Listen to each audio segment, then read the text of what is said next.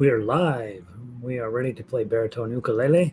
I'm in the new studio setup, so we're going to be checking to make sure everything works the way it's supposed to work.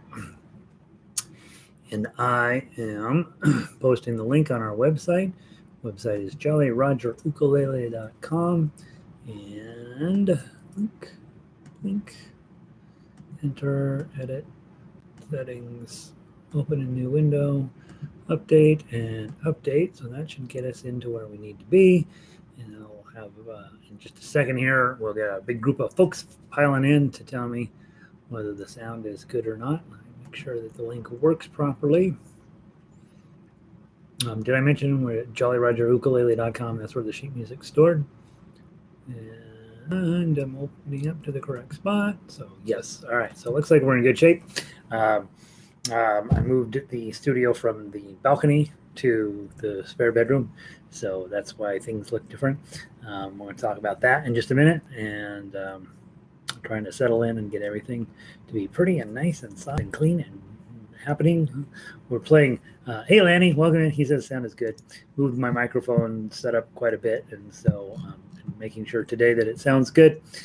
Today we are playing two songs, both beautiful, All Through the Night, old-fashioned lullaby with some specific picking techniques that we're going to learn tonight.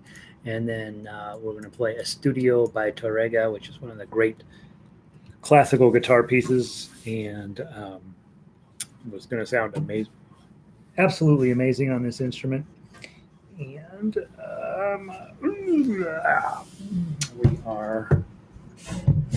I've got this set up now where I should be able to put my sheet music right here, and it doesn't look like I have sheet music in front of me, but I can actually see it. I'm very excited. Baritone tuning, remember, DGBE, and you should never pull your baritone out without double checking the tuning. It turns out they're pretty much always out of tune. Got mine in tune. What else is going on? We have an exciting week ahead. We're getting into this is week 4. We're really only going to have one more week of the intro stuff, and then baritone will slip on over with everybody else into the dark side of studying holiday music.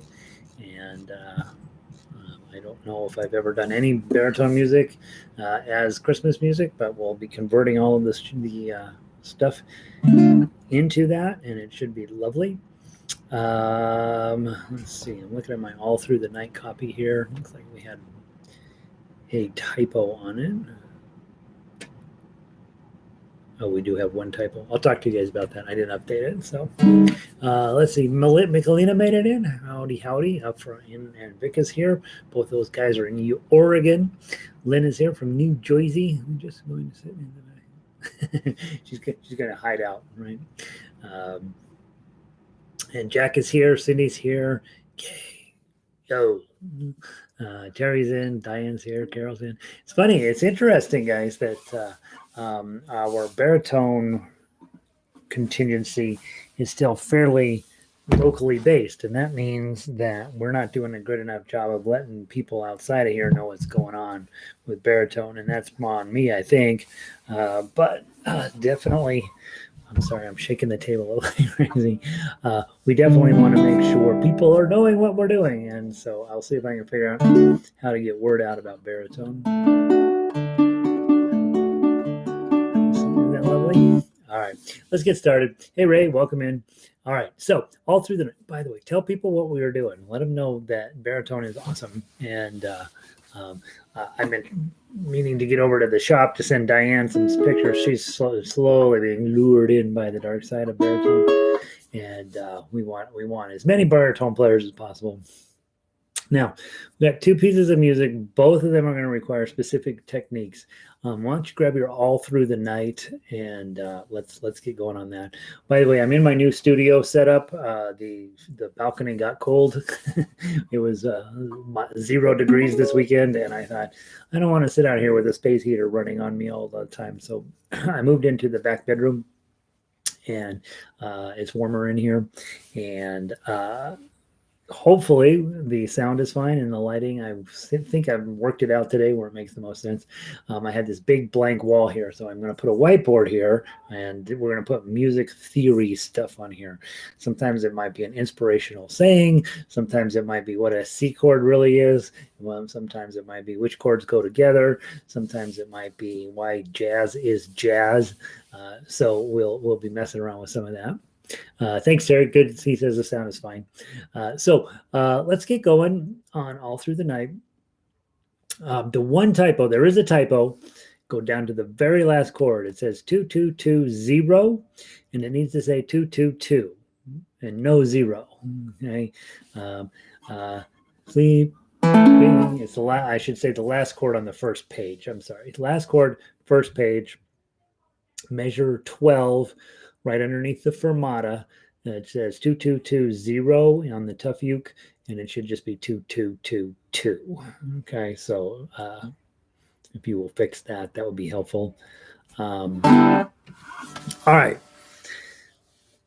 Well, a lot of you don't know this song. Sheryl Crow did a cover of this song 10, 15 years ago.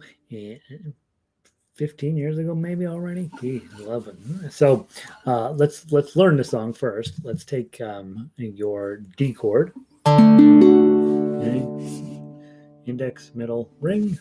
Now that gets to E chord. Slide back, add your middle finger on top. Okay, to get from E chord back to A chord, let your middle finger do the lead.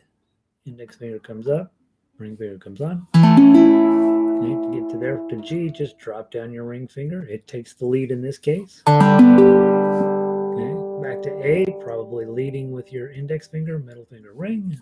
And then down to D, which again, you're probably just leading with your middle finger. Dunk, dunk, dunk. That's it. That's the only chords. 1, 2, ready. Oh, I want you to do this. For the first 8 measures, 8 measures, I want you to pluck. Okay, and then when we get to 9, we're going to strum. And then when we get to 13, we're going back to plucking. We'll talk about why in a little bit. 1, 2, 3, 4. Sleep, my child, and peace attend thee all through the night. 2, 3, 4. Guardian angels, God will send thee all through the night. 2, 3. Now change to strumming. Soft, the drowsy hours are creeping, hill and vale in slumbers sleeping. Okay, those are a lot of chord changes there all of a sudden. In my loving vigil keeping all through the night. 2. Let's go do it one more time. Though I roam a minstrel lonely all through the night. 3, 4.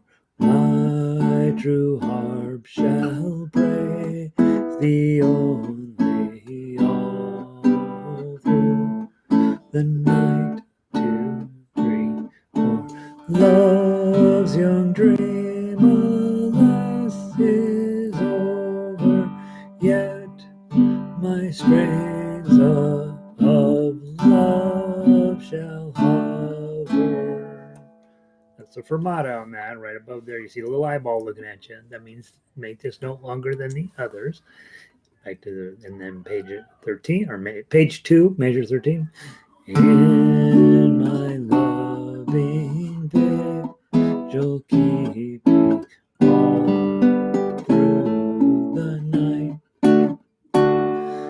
Okay, so we're talking about a specific technique of changing your approach to the chord texture so that different sections of the song sound different.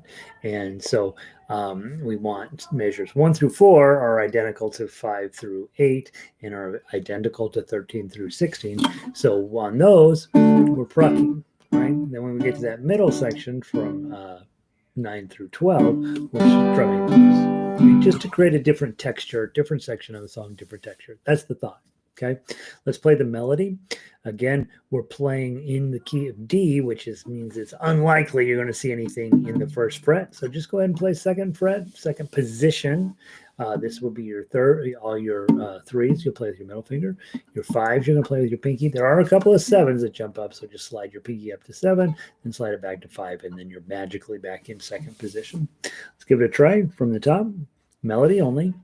1, 2, 3, 4.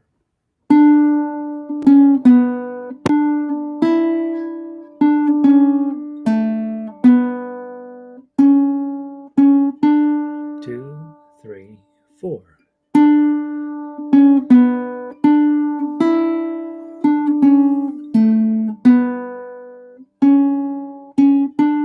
2, 3, 4.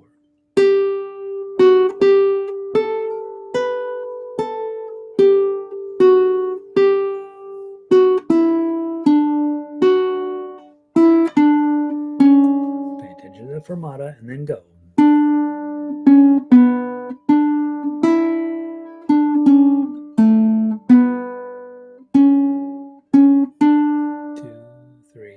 4, and then you would repeat. Okay, so pretty little melody, not terribly complex melody, but just moving around, just keeping the thing going. With this type of song, this feels like a lullaby. You want those tones to be nice and long, and on baritone, that's a benefit for us because we have these 2 dark metal strings that will help keep that just the sound moving forward in a nice soft way. Vic is saying, with 2 chords in a measure, do they split the beat evenly? Generally. So if you look at measure 6, and you can count out the beats, right? So God will, that's 1.5 beats for measure 6 and a half for God, and then half a beat for will. So the 2 together equal 2 beats. Okay, that's half your measure. And then send thee is 2 quarter notes. So 1, 2. So that makes sense, right? So it's God will send thee all through the night. So all of those E, A, G, A, they all split the measure evenly. That is generally true. However, even in this song, we have an exception. So if you look at measure 11, that D chord doesn't happen until the last beat of the measure. So G is going to get 3 beats, and D is only going to get 1. So then you end up with hill and vale in slumber sleep.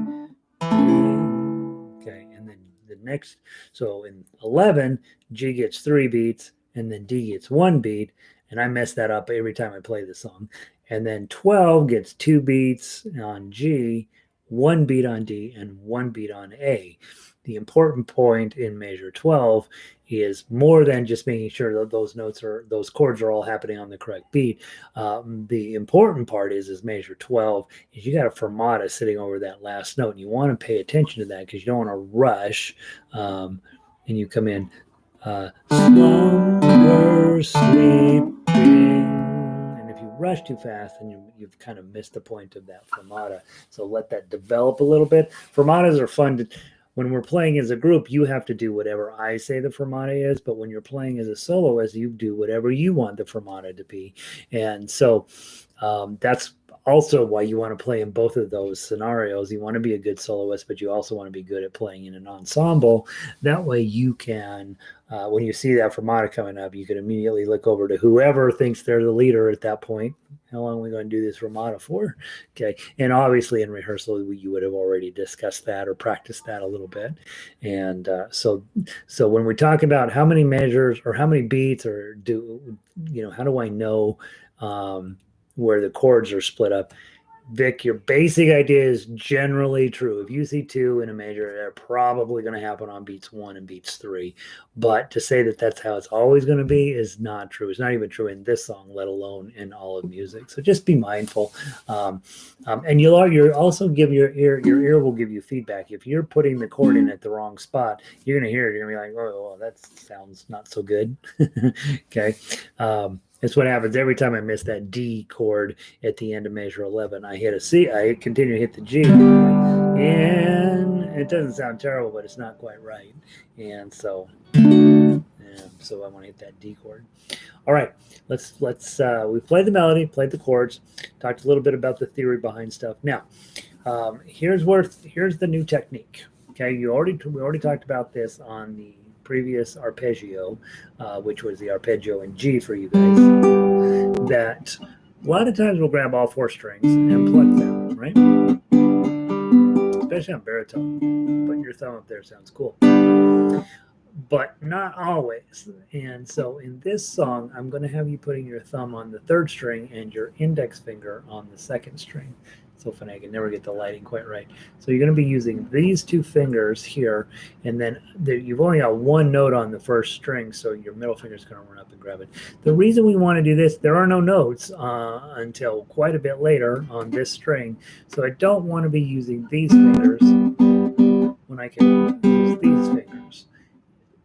Having said that, that's not a rule. That's just in this situation. I know that this is going to work out really cool, and it's a technique I want you to know. Could you do this? Yeah. I don't want you to right now, but you could. Okay. All right. So either of those is going to be acceptable. The reason we're using a plucking system here is that there's no notes on the 4th string until measure 9. So I don't want to be wasting my thumb, my good finger, my best melody maker. I don't want to be wasting it up here on a string that's not going to get used. So I'm going to move him down and grab these 3 strings. Okay. Now, let's grab the D chord. Let's walk through everything, and then we'll go back and play it a couple times. So here's your D chord. It says play 2 and 3, so just pluck them. Now you got 2, 2. I'm just going to slide my ring finger back here. And then I'm going to get rid of everybody because I got some zeros. Put the D, reassemble the D chord. Slide back, grab your E chord, and now you're going to use your middle finger for 1 note. Ring finger on the 3. And then go grab a couple of 2s. You're basically grabbing your A chord and thumb on the 2. Now you're going to grab your G chord. You can grab it if you want to or not. And hit the 2 zeros. Hit the 2 2s. Hit them again. Reconstitute your D chord. Now I want you to pay attention here. When you get to this this whole note in measure 4, you go all through. The singer's going to sing all through the night. And your job as an instrumentalist is either you're going to count those notes 1, 2, 3, 4, and then start playing again, or you're going to do what I told you in the tough fugue, which is just put in some quarter notes with some arpeggio picking in there, all through the night. The reason you got to do something or you come in early, and especially tablets or readers, we have this notorious ability to count for every whole note. We count 3.5 beats and then we come in. We get nervous with all that silence going on, and so either in your head be going 2, 3, 4, go, or swaying your body a little bit, maybe making a little bit of motion with your ukulele to be feeling the beat. Make sure you know where the beat is. Don't tap your foot, because then when you end up in performance, people are looking at you and you're tapping your foot. That's not what we don't want that. But in this case, I gave you some quarter notes to play. Much less likely to come in earlier when you've got this list of things that you're supposed to be playing, and they're quarter notes. You're probably going to get those right.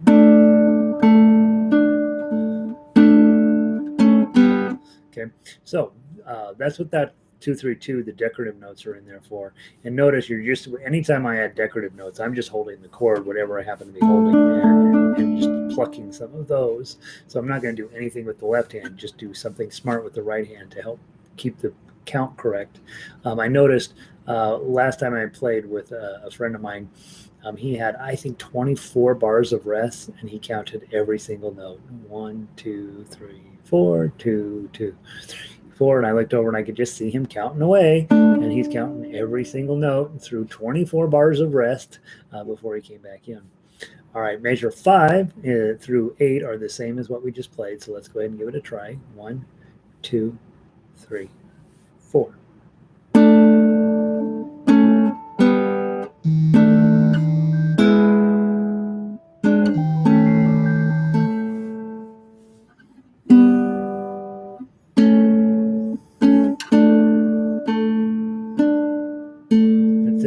Okay, so the technique we're working on right now is just this business of inner plucking. Okay, so instead of just using all 4 fingers and doing this, which would be fine, we're working at putting our stronger, more agile fingers onto the strings that are going to be playing the music and doing this. Okay, the only exception to that was we had one note where we included our ring finger, middle finger, on there. Now, then that's the first 2 sections of the song are the same. Section 9 through 12 is much different. So now we're going to go to that thumb strum. Okay, so let's go there. Measure 9, you had 0, 0, 0, 3, and then a 2, then a 3, slide up to the 5, grab your 7, back to the 5, slide down to the 3, go back to the 3, back to the 2, back to the 0, put your D chord on for 1 beat, then lose that and go to the 2, the 0, D chord, and then the A chord. So in other words, got a different section, quite dramatically different way of approaching it from a texture standpoint on your right hand, and then all of a sudden that section stands out, not better or worse, just different from the other 2 sections you've already played. And the measure 13 through the 16 is the same. So let's play that from 13. 1, 2, 3, 4.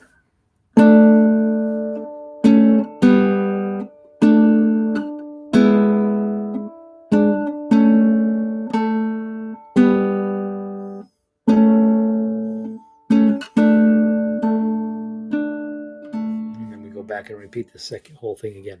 The second time you come through, remember you're going to skip 16 and you're going to play 17, which is a little different than 16, right? So you're going to play. Now you're going to use that middle finger again. And then you got to know to jump up to 7s and 10s. Okay. And that's your high D chord. Okay. Low D, high D. All right, so using those techniques, all those techniques come up in other pieces of music. And so I want you to, again, we're just put tools in your toolbox so that you can turn these into things when you approach a different piece of music and find different ways that you like to play it. Top to bottom, 2 times through. 1, 2, 3, 4.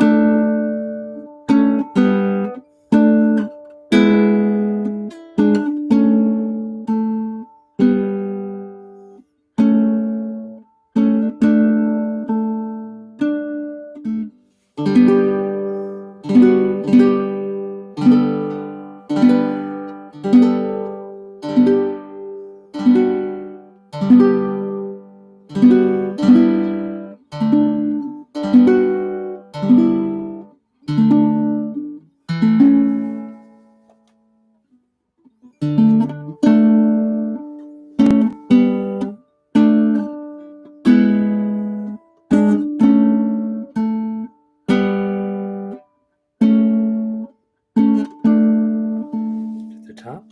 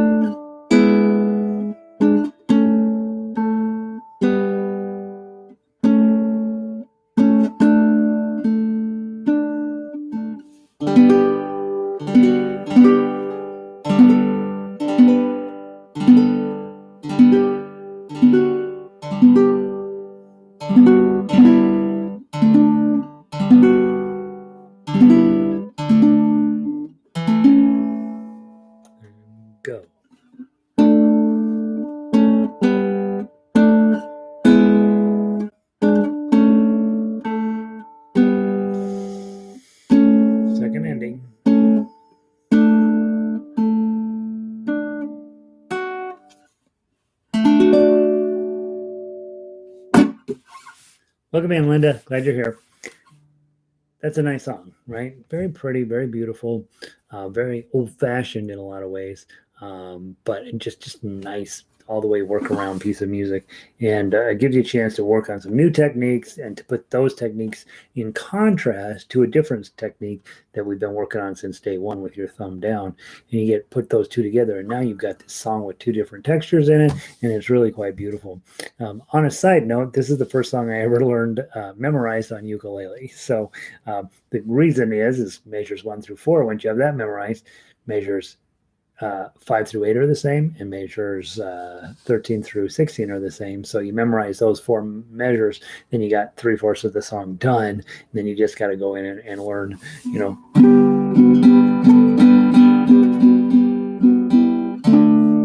That's the one that's a bummer. Right, and then so all you had to learn was that. So this was fairly easy to memorize. All right, so there's that. Now, 4-string is just lovely. That's the nice part. There's one thing you get on baritone and even low G ukulele to some extent, but much more on baritone, that you don't even get in some of the other instruments. Even guitar, we tend not to want these strings to vibrate on their own because they just get out of control. They're just, it's like leaving your foot on the sustain pedal on a piano.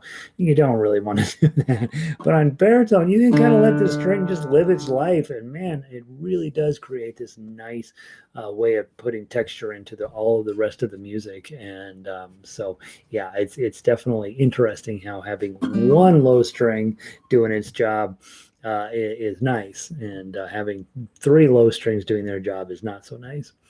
All right, Estudio by Tárrega. Guys, just as a reminder, we do a level 1 song or a book 1 song, which was your all through the night. This week, tomorrow, we'll be doing Home on the Range.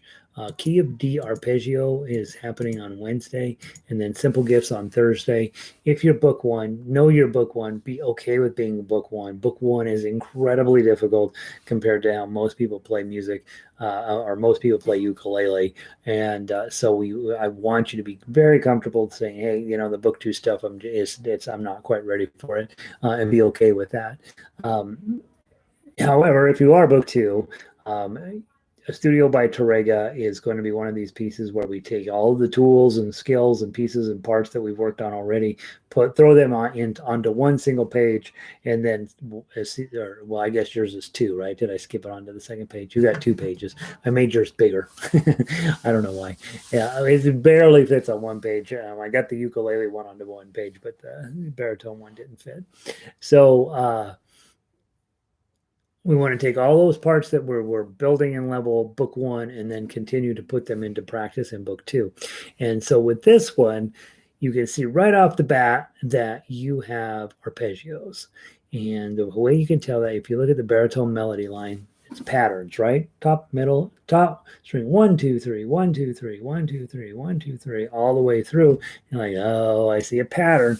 Anytime you see a pattern, you're thinking claw. Okay.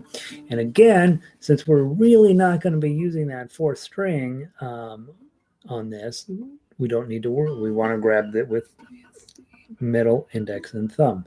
Now, let me give you a little history of this arrangement. Francisco Tárrega is a very well-known old school guitar teacher, and apparently was a fine player, and he wrote quite a bit of stuff for guitar, and we're stealing it and putting it onto baritone ukulele. That's a good thing.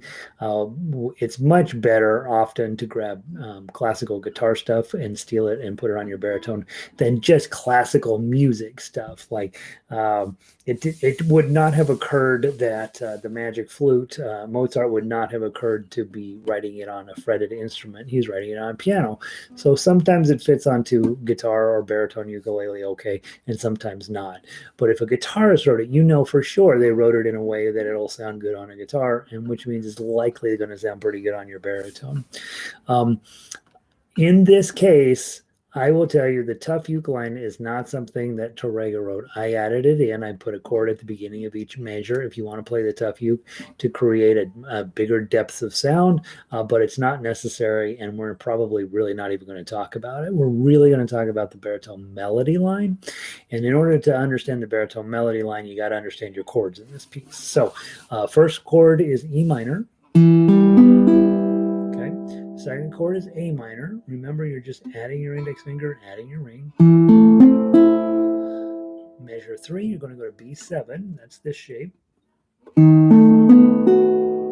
then you're going to go back to E minor. Okay.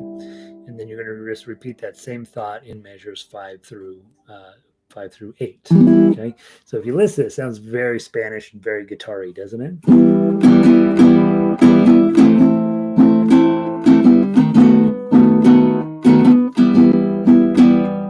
That's your chord structure. That sounds pretty cool. In the second page, you're on your page measures 9 through 16. There's a little bit of a variation. So you're going to go to your E minor. Then you're going to go to your high A minor. So that's a bar on 5 and a ring on 7. Okay, bar on 5, ring on 7. Okay, then from there, you're going to go to a D7. G chord at measure 12. Okay, so that's got a much more upbeat, more happier feeling to it if you go through and do it, you know, just as chords.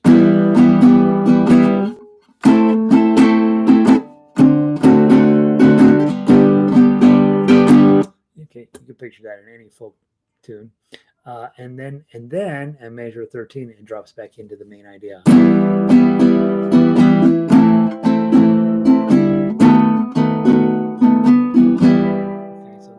Chords, and even in a modern sense, you know, he probably wrote this 1880 something, somewhere in that neighborhood. Even in a modern sense, those chords make sense, right? And that's because all music makes sense, generally speaking. All right, Michelina's cheering over here. So now, next thing, I'm going to talk about your arpeggio patterns. We talked about those earlier last week. Instead of doing thumb, index, middle, in this case, we're going to do middle, index, thumb. Okay, so your first measure, going to measure 1, 0, 0, 0. Should you hold the E minor? It's up to you. It'll sound better. Your whole instrument will be reverberating in the correct chord, but you don't have to, but you probably should. Then you're going to go grab your 3.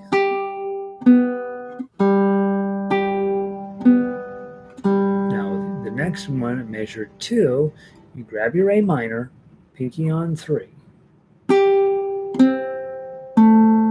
Slide your pinky back to the 2. Now we're going to do 2 of those.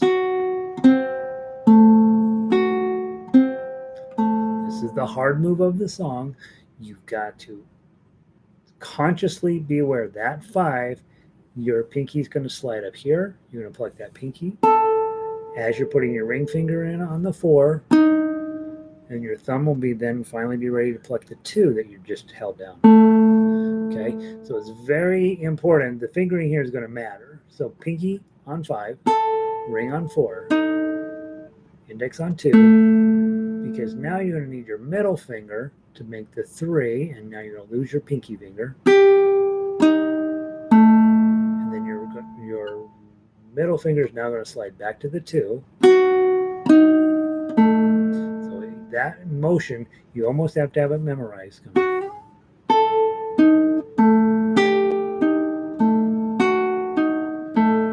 it'll take you a little while to get that under your belt, and then you're going to go all the way up to 7. So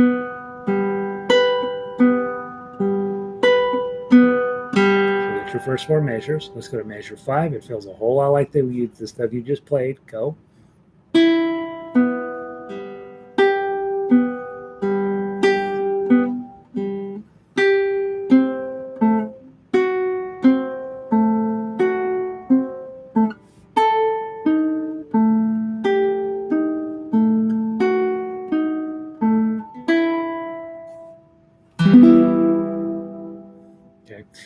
my sense is I did not give you the full E minor there. I probably should.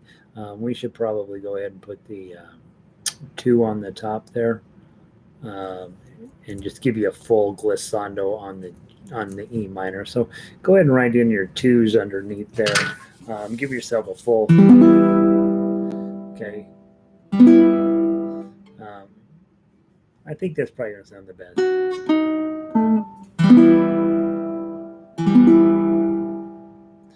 If you're playing the melody, of course. Okay. That's what I want you to do. And then you go back and repeat that section. So measures 1 through 8, and then you go back and repeat it again. Don't think I have a ton extra to add to that. I think getting the fingering correct in measure 3 is going to be the challenge there. Now, the challenges don't end there, however, so let's go on to page 2, and let's talk about what you're going to do here.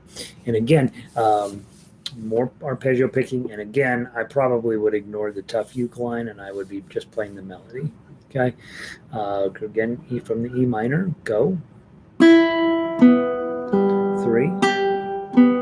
slide up to 7.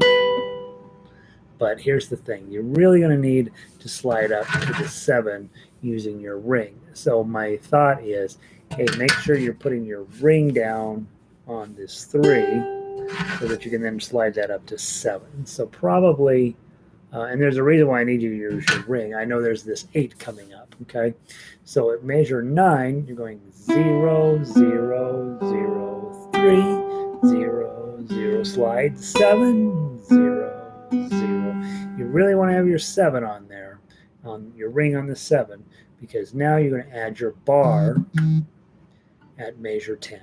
Okay, so a bar on 5, you still got your ring finger on 7. Okay, now you're going to play that.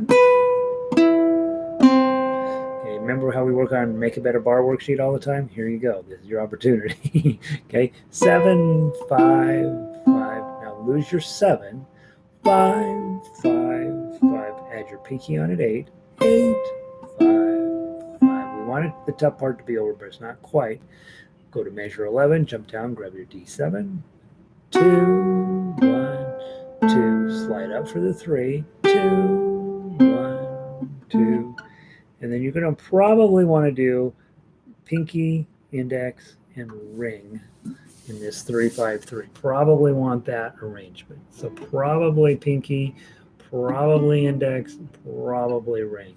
Okay, and by probably I mean yeah, that's what you want. So pinky, index, ring, pinky, index, ring.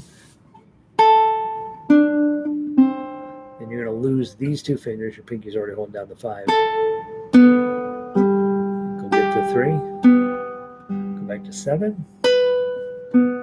Okay, so that's measures 11 is pretty interesting. Okay, and then 13 goes back to the main idea.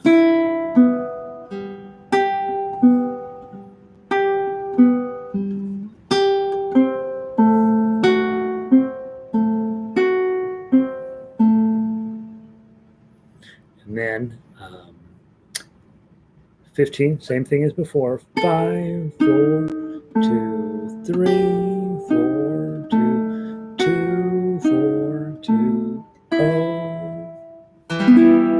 Okay, so that's what you got. Now, when you're done with that section, you go back and play 9 through 16 again. However, the very last time through, the very last moment, now, Tárrega wanted you to do it both times through, or the sheet music's a little unclear whether he wanted you to do it both times through or just one. The sheet music makes it where it seems like it makes sense you do the harmonics both times you come through, but that doesn't make sense from a music perspective. So find your 12th fret. Right in front of the 12th fret is your bar. You're going to take and very, very lightly, don't press down, just you're going to want to barely touch the strings and then strum them. You get harmonics. And usually right after you strum, you lift up your finger so they will ring for a little while. Okay, you have harmonics at 7. and also at 5. But we don't use those that much. They're harder to use. 12's are good ones. Okay, and that's how you're going to end this. So you finally get to use harmonics. And all advanced guitar players use harmonics because they're fun. Right? And so if they're not coming out, if they're coming out muddy, you're either not right above the metal bar, or you're probably pressing down a little too hard. You know, this bar on this instrument, it's hard to have them not harmonic. Okay, so that's what you're after at the end. Okay, so what I'd like to do now is play it as written. You know, we have plenty of time, so we're going to go crazy slow, and let's see how we make it sound. Okay, from the top. And again, if you want to add, if you're all that and you're like, totally got this is easy for me, then start trying to mess with the tough uke. The tough uke, the challenge with tough uke is it takes your fingering out of correct positioning, and you may or may not like the result. Okay, so so I would just recommend playing the baritone melody line here. 1, 2, 3.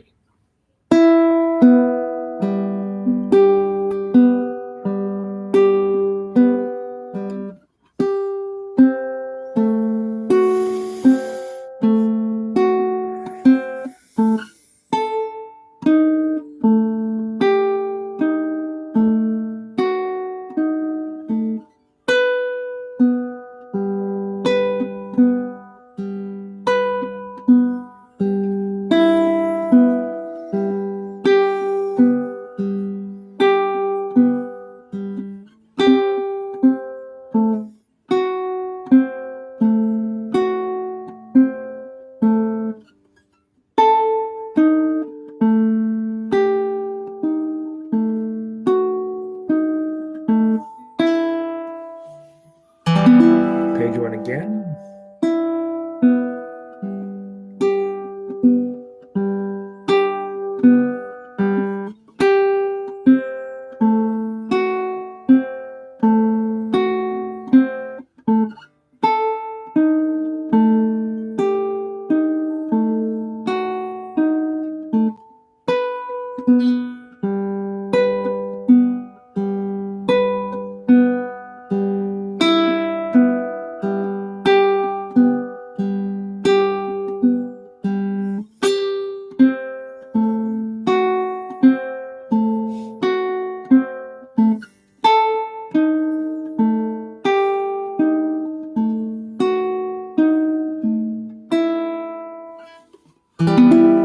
Page 2.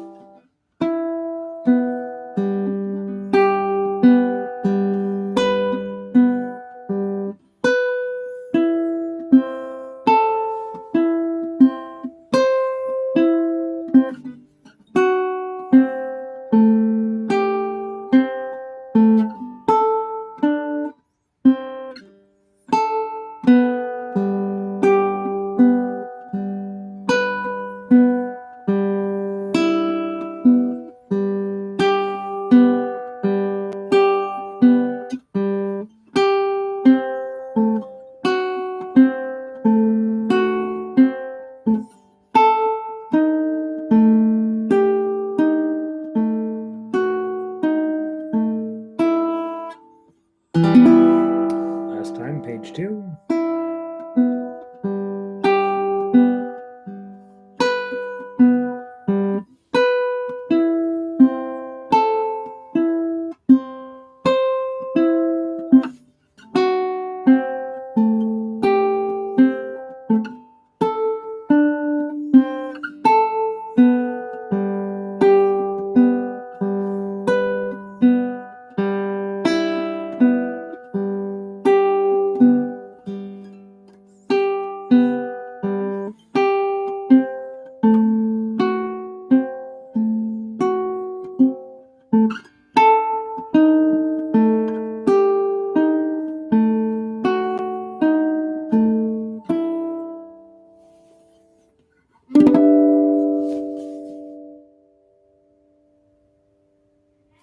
What do you think?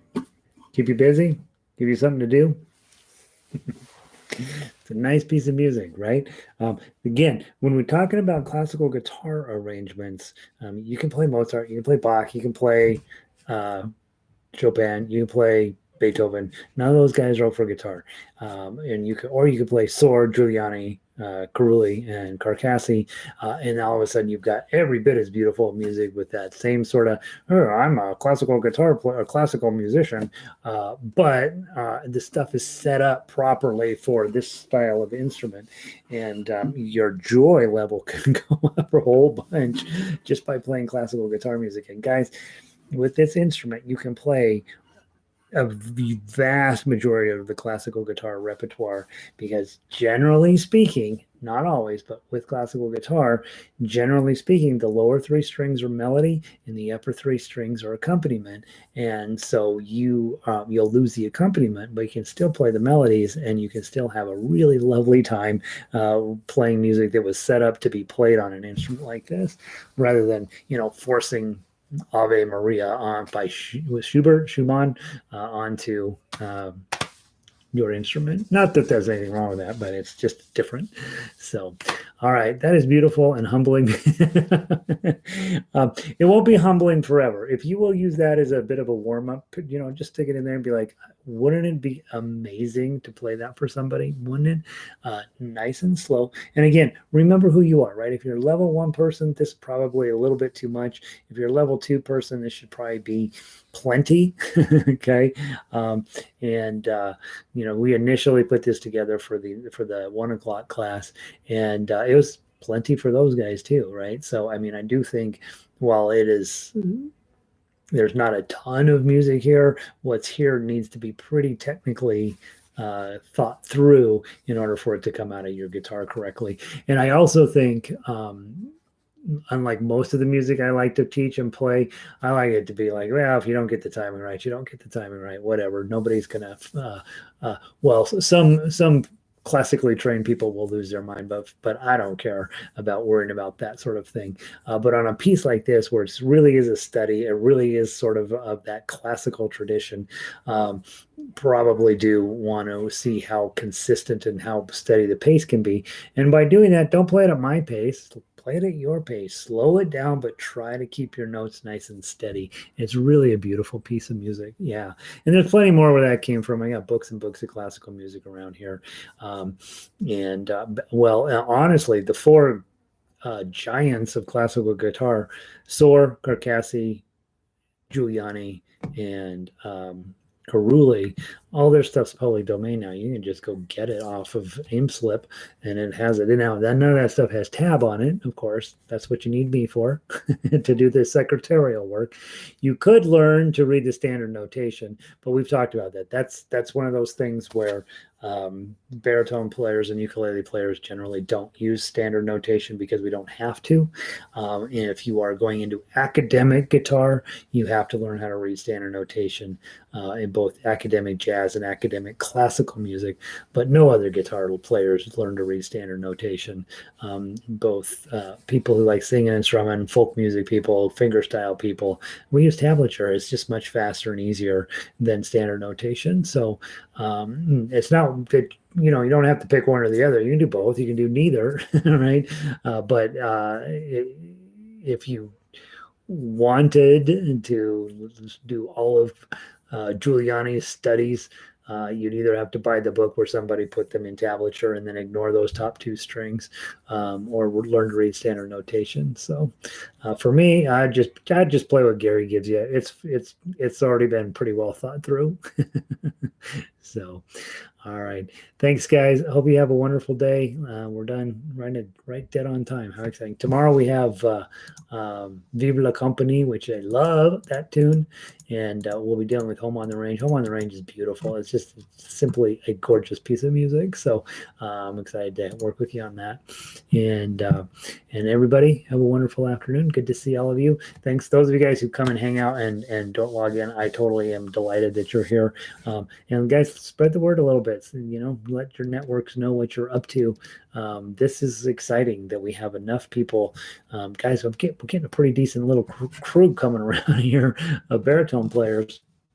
Let's keep it going. let's let other people know. So, all right, guys, I want to pull the plug. Have a wonderful afternoon. I'll see a couple of you in guitar, and I'll see the rest of you tomorrow. And yeah, Diane's right. We got to go out and shovel walk. This is why I moved into a condo. Here's why I moved into a condo: mowing the grass and shoveling the snow. That's it. Everything else, I could have lived with even the fact my old house, you walked in, you had to go upstairs or downstairs, which is so dumb, but that's the way it was. And I could have even dealt with that, I think, but shoveling snow and mowing the grass, just I couldn't stand it. I could not do it anymore, and so that's why I live in a condo. All right, let's see, where did I leave off? Terry, good to see you, bud. Glad you're here. Diane, shoveling. Lanny, good to see you, my man. Ray, glad you're here. Vic, I'll see you in the next hour, and you guys have a wonderful afternoon.